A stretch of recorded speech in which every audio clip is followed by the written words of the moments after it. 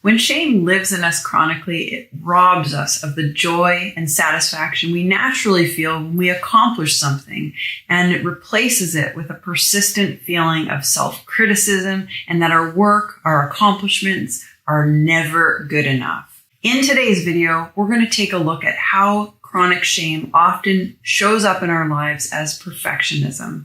But first, if this is your first time watching one of my videos, warm welcome to you. I'm so glad you're here. My name is Jenn Lawlor, and I'm the content creator of this YouTube channel where I share insights, tips, strategies, things that I've learned from my own journey toward healing toxic shame, as well as from studying shame for many, many years.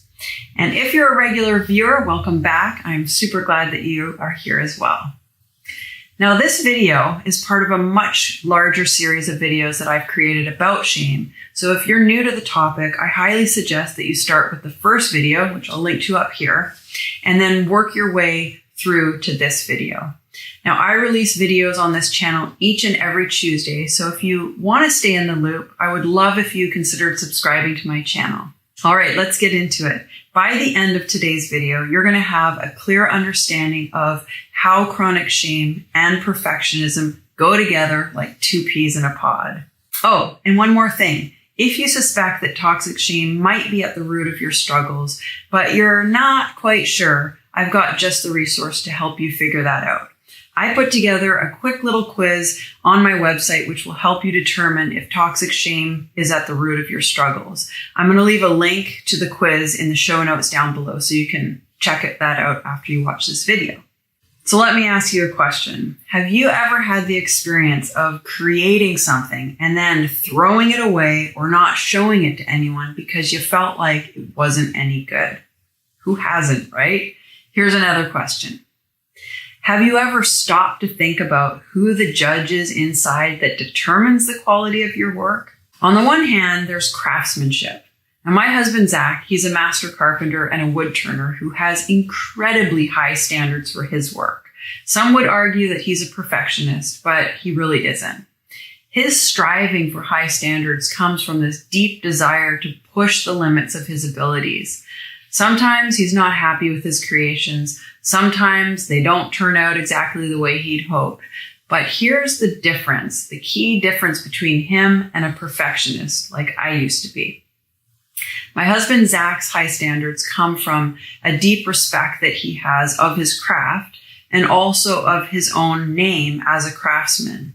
Whereas a perfectionist standards come from a feeling deep in our psyches that we are not enough.